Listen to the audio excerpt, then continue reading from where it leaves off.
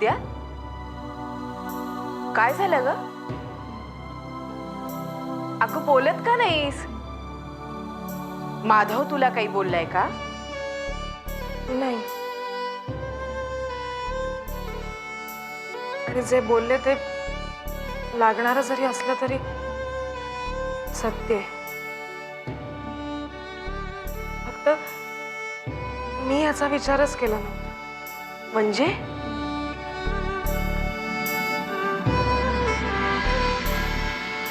आमचं लग्न झालं ते आई वडिलांच्या मर्जीने. त्यावेळेला लग्नाचा निर्णय घेण्या एवढी समज आमच्यात नव्हती. आज हा निर्णय चुकीचा आहे असं मत आहे यांचं. काय? लतिका वहिनी, मी अशिक्षितच राहील हे मात्र PhD पर्यंत पोहोचले. आज समाजात त्यांना एक स्थान आहे, प्रतिष्ठा आहे. मी खूप मागे राहिले. अगं हा गैरसमज आहे. डॉक्टरची बायको डॉक्टरच असायला हवी असं तर नाही ना? पण त्यांना तसंच वाटतंय. शहरातलं जे काही आहे ते नवीन त्यांना आकर्षित करणार आहे. आणि जितक्या गोष्टी गावाकडल्या आहेत त्या जुनाट, पुरातन, उरसटलेल्या आहेत. त्यांना बायको म्हणून हवी आहे एक विदुषी, एक हुशार, चतुर, ज्ञानी स्त्री. आणि ती मी नाही, हे सत्य आहे. अगं पण हा तुझ्या आयुष्याचा प्रश्न आहे. लग्नापूर्वी माधवच्या अशा अटी असत्या तर ते रास्त होतं. पण आता लग्न झालंय म्हटल्यावर पण ते स्वीकारायचं की नाही हीच समस्या आहे. स्वीकारणं किंवा झिडकारणं हे पुरुषाच्या मर्जीवर आहे. आणि आजही हे सगळ्यात मोठं सत्य. माझ्या भावनांना, माझ्या स्वप्नांना किंमत शून्य. कारण का तर या मधल्या काळामध्ये माझ्या नवऱ्याने खूप प्रगती केली. इतकी प्रगती केली की तो मला झिडकारू शकतो. आणि एखाद्या जखमी जनावरासारखं मी कोपऱ्यात बसून कणत रडत राहायचं, त्याशिवाय मी काही करू शकत नाही.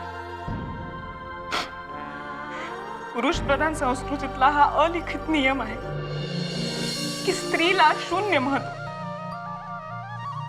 जोपर्यंत तिची गरज आहे तोपर्यंत तिला डोक्यावर चढवा आणि एकदा गरज संपली की पायदळी तुडवा. पूर्वापार हे असंच होत आलंय, असंच होतंय, हे असंच होत राहणार आहे.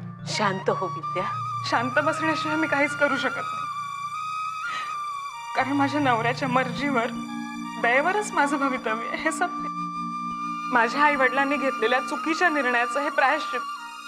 म्हणजे शेजारच्या मोहिनीला सुशिक्षित करायला माझा नवरा काहीही करू शकतो, पण स्वतःच्या बायकोला शिकवायला त्याला वेळ नाही. कारण मी त्याच्यावर लादली गेली, हे तो विसरू शकत नाही. आणि मला नवऱ्याशिवाय तरणोपाय नाही हे मला विसरता येत नाही. असो,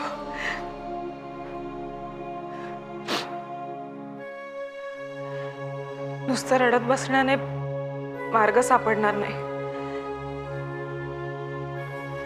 तात्पर्य इतकंच की खरंच माझं अस्तित्व इतकं क्षुल्लक आहे. नसेल तर मग संघर्ष.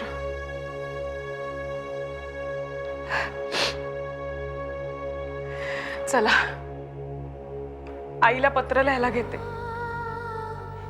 इथे सगळं कुशल मंगल आहे कळवते. सुखाने संसार करीन, कारण संस्कार आहेत तुमचे.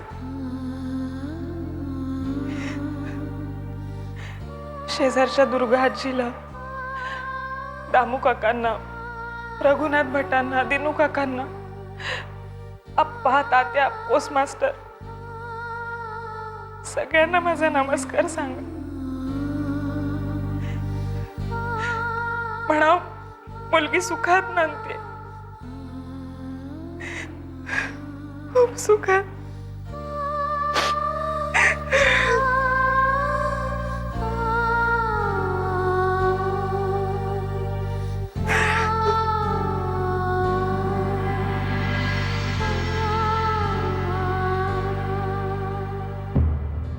वधूवर सूचक मंडळातून फोन आला होता. कशासाठी? दुसरं लग्न करायचंय मला. दीदी प्लीज, काय चाललंय काय तुझं हे? तुला माहितीये ना का माझ्या तोंडून वधवून घ्यायचंय तुला. ती कालपर्यंत तूच म्हणायचीस ना, माधव खूप चांगला मुलगा आहे, त्याच्याशी मैत्री कर, त्याला भेटायला जा, फिरायला जा दोघं. खूप चांगला मुलगा आहे, हुशार येतो. आणि आता हे काय नवीन? कारण माधव आता एकटा राहिलेला नाही. त्याचं लग्न झालंय हे आपल्याला माहितीच नव्हतं. त्याची बायको इथे आलेली असतं ना, तुला मैत्री वाढवायची गरजच काय? कम ऑन दी, डोंट बी सो रूड. मैत्री ही मैत्रीच्या जागीच असते. मैत्रीचे नीती नियम मला कळतात. मैत्रीचे काही लिमिटेशन्स असतात, त्याचं पावित्र्य असतं. हे तू नको मला सांगूस. मोहिनी, माझ्याशी अशा भाषेत बोलू नकोस. तुझी मोठी बहीण आहे मी, विसरलीस का तू? तुझं काय चांगलं काय वाईट हे जास्त मला माहितीये. दी तुला काय म्हणायचंय? मी माधवचा संसार मोडायला निघालीये, त्याला त्याच्या बायकोपासून दूर करते असं तुला वाटतं? हे असे विचार तुझ्या मनात कसे काय येतात? आमच्या दोघांमध्ये नितळ मैत्री नाही राहू शकत का? मैत्री सुखदुःखात सुद्धा टिकवायची असते. एकमेकांना मॉरल सपोर्ट करायचा असतो. मैत्रीचा हा नियम तू विसरलीस ना दी? दी, माधव खूप अस्वस्थ आहे आणि या अशा परिस्थितीत मी त्याची साथ सोडू? नाही दी, मला नाही जमणार ते. मी लग्न माझ्या पसंतीनेच करीन, तू दबाव आणू नकोस. आणि प्रश्न राहिला तर विद्याचा. विद्या खरंच खूप चांगली मुलगी आहे, मला ती आवडते सुद्धा. माधवशी मैत्री मी नाही सोडणार, कळलं?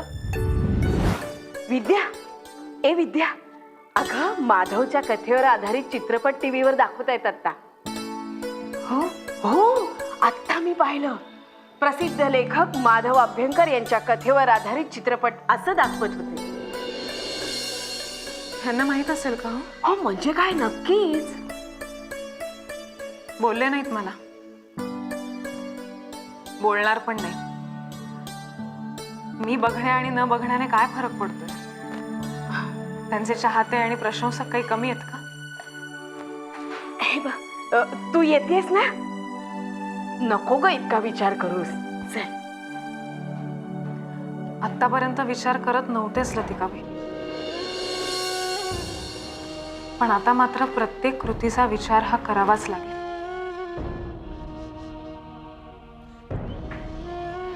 बरं चला. तुमची टेलिफिल्म खूप छान होती. सगळंच छान होतं, म्हणजे चित्रीकरण, कथा, संवाद खूप मस्त.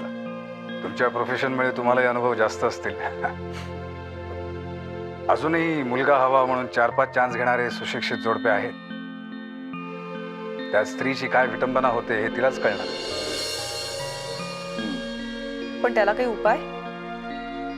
समाज व्यवस्था, सनातन विचार आणि अंधश्रद्धा, वंशाचा दिवा हवा असा समज मोडीत निघायला हवा.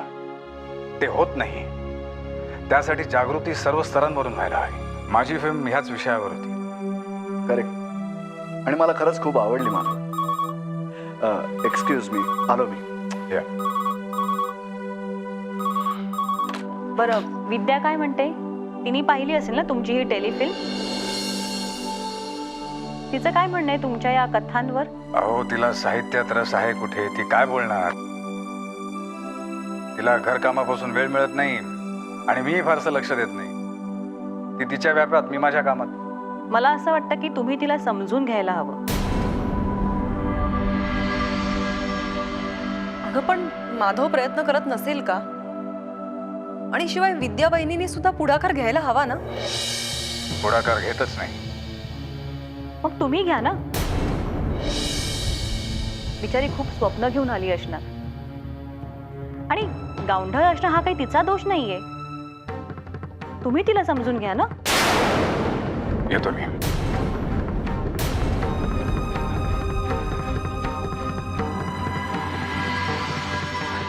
बाबा जबरदस्ती विद्यालय इथे घेऊन आले.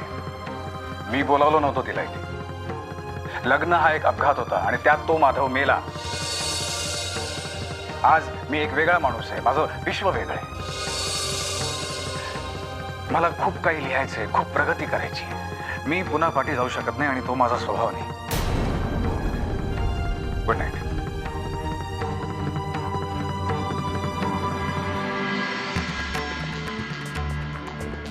दी तू विद्याचा मुद्दामून विषय काढलास ना? कारण मला तिची काळजी वाटते. का? आपण उगाच माधवच्या आयुष्यात इंटरफेअर करतोय असं वाटेल त्याला. करणारच ना, मित्र आहे ना आपला. ती टोमणे मारू नकोस. मी विद्याबद्दलच बोलतेय. अगं कुठल्याही गोष्टीला एक आकार घ्यायला निश्चित वेळ लागतो. मला असं वाटतंय की माधव विद्याकडे जास्तच दुर्लक्ष करतोय. मला नाही वाटत तसं. अगं या गोष्टी सहवासाने घडतात. विद्यामध्ये जर तसे गुण असतील तर माधव स्वतःहून आकर्षित होईल तिच्याकडे. अच्छा, म्हणजे तोपर्यंत विद्याने सगळं सहन करायचं? नाही, मला नाही पटत. जो माणूस स्वतःच्या कथांमध्ये स्त्री मनाची खोली दाखवतो, त्यांच्या भावना ओळखतो, त्या माणसाला स्वतःच्या बायकोला समजून घेता येत नाही. तुमचा टीव्हीवरचा चित्रपट बघितला मी. थँक्स. विचारणार नाही मला कसा वाटला ते? का माझ्या प्रतिक्रियेची गरजच वाटत नाहीये तुम्हाला? नाही, तसं नाही. सर्व स्तरातल्या दर्शकांची प्रतिक्रिया ही लेखकासाठी खूप गरजेची असते. कारण एकच विषय बघणाऱ्या अनेकांना त्यांच्या कुवतीप्रमाणे कळत असतो विषय. बोल, कसा वाटला तुला चित्रपट? चित्रपट वेगळा वाटला. म्हणजे वेगळा. पुढे बोल. चित्रपटाचा नायक पारस हा संसारात सुखी नसतो. कारण त्याची संशयी सतत रागवणारी बायको आणि तो तिच्यासारख्याच दिसणाऱ्या एका आधुनिक दिसणाऱ्या मुलीच्या प्रेमात पडतो आणि त्याची भरभराट होते. पण मग तो बायकोला का मारतो? म्हणजे यश मिळाल्यावर तो तिला का नाही हे सगळं उपभोगू दे? विद्या, तुला चित्रपटाची कथाच कळलेली नाही आणि फार त्रास करून घेऊ नकोस, तुला कळणारी नाही. गावाकडल्या यात्रांमधील वीर घटोत्कच सीता स्वयंवर बघण्याची सवय तुला. हा विषय तुझ्या आकलना पलीकडचा आहे. Good night. एक मिनिट. जर सामान्य दर्शकांपर्यंत तुमचा विषय संपूर्णपणे पोहोचत नसेल तर चूक दर्शकांची आहे का लेखकाची?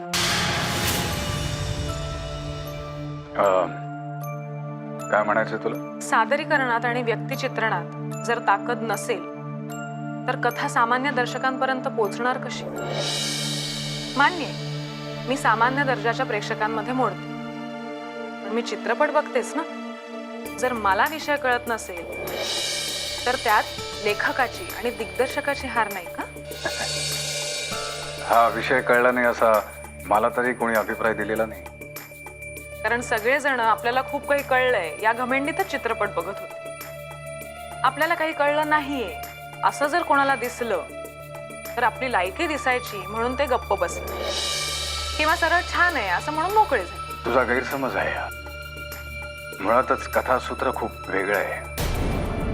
त्याच्यासाठी मन, अंतर्मन, सग, इनसग याचा संपूर्ण अभ्यास असेल तर प्रतिकात्मक कथेतील आत्मा कळेल. प्रतिकात्मक म्हणजे? तुला सांगितलं ना, हा विषय तुझ्या कुवती बाहेरचा आहे, कळणार नाही तुला. तू सीता स्वयंवर, वीर घटोत्कचच पहा.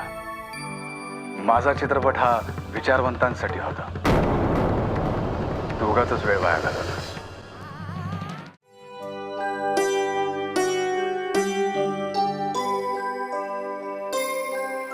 नले अगं ए नलिनी, अगं काय इथे काय करतेस तू? अहो कुठे जाणार मी? अंगणाची साफसफाई चालली होती.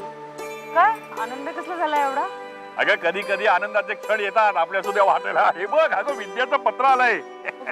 विद्याचं पत्र तुम्ही फोडलं? हो अगं म्हणजे तुलाच वाचून दाखवायचं होतं म्हणून फोडलं. मला कधी राहवलं नाही म्हणून. अगं बघ, काय म्हणताय विद्याबाई? काय म्हणते, मजेत आहे. सगळा दिवस धावपळीमध्ये जातो. शेजारच्या लतिका वहिनी आहेत, त्यांची सोबत आहे. वा, एकंदर ह्याच्यावरनं तरी मजेत आहे असं वाटतंय. देव पावला.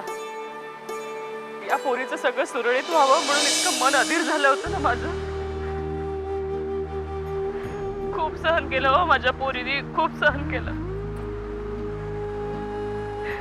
लोकांनी नुसतं तोंड सुख घेतलं.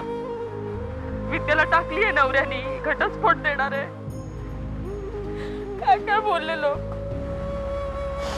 पण माझी पोर गुणाची, कधी कुणाला उलटून बोलली नाही.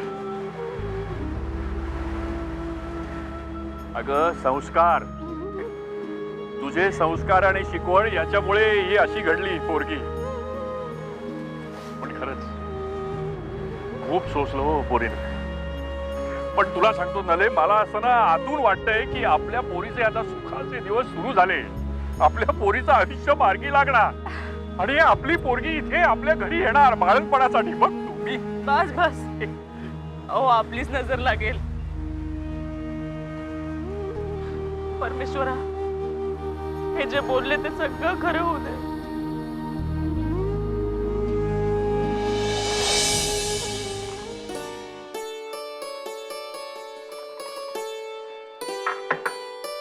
हे घ्या दूध. चावी कुठे आहे माझी? रोज तिथेच ठेवतो. नेहमीची जागा काही निश्चित नाहीये. ही घ्या. आणि हा डबा. आता नको, आधीच उशीर झालाय. अहो नुसता न्यायचा आहे डबा बरोबर. मी पोळी भाजी केव्हाच करून ठेवली. न्यायलाही त्रास होतोय का? येतो मी. अहो दूध. सांगितलं ना तुला, मला उशीर होतोय, कळत नाही का? अहो पण तो माझ्यामुळे झालाय का? मी तुम्हाला वेळेवर उठवलं होतं, सगळी तयारी वेळेवर केली होती. तुम्हीच फोनवर बोलत होतात त्या मोहिनीशी 15 मिनिटं. ते तुझ्या डोळ्यात खुपते का? चर्चा करत होतो मी तिच्याशी. मला वाटतं तुमच्यात जेवायला कुठे जायचं हा विषय होता. तसं मला चोरून ऐकण्याची सवय नाहीये, पण आता कानावर पडलं त्याला काय करणार? कान तर बंद करू शकत नाही ना. येतो मी. अहो दूध तरी घ्या. उपाशी जाणार आहात का लेक्चरला? जेवायला अजून कमीत कमी 4 तास तरी आहे. सांगितलं ना नको आहे मला. कळत नाही का तुला? का माझ्या मागे लागली आहेस? मला काय हवे काय नको कळत नाही का मला? हो, तुम्हाला सगळं कळतं. काय कळत नाही ना ते मलाच. नाहीतर इतका अपमान होऊन सुद्धा पोतेऱ्यासारखे बसून राहिले नसते कोपऱ्यात. ए विद्या, तुला मी इथे बोलावलेलं नाही. पण मीही कोणी उपरी म्हणून आले नाहीये इथे. कशी वागणूक देताय मला? देवा ब्राह्मणांच्या समक्ष सगळ्यांच्या साक्षीने सप्तपदी चालून तुमची बायको म्हणून आलीये मी इथे. चूक जशी तुमची नाहीये ना तशी ती माझीही नाही, हे का नाही लक्षात येते तुमच्या? आहे मी गावंढळ, अशिक्षित, पण मलाही मन आहे, भावना आहेत, स्वाभिमान आहे. विद्या प्लीज. हे बघा, तुम्ही विचारवंत आहात, सिद्धहस्त लेखक आहात, पण माणूस म्हणून आपल्या माणसांच्या भावनांची जाणीव तुम्हाला होत नाही का? मी तुम्हाला नकोय हे पदोपदी मला जाणवून देत असता, पण मग राग अन्नावर कशाला?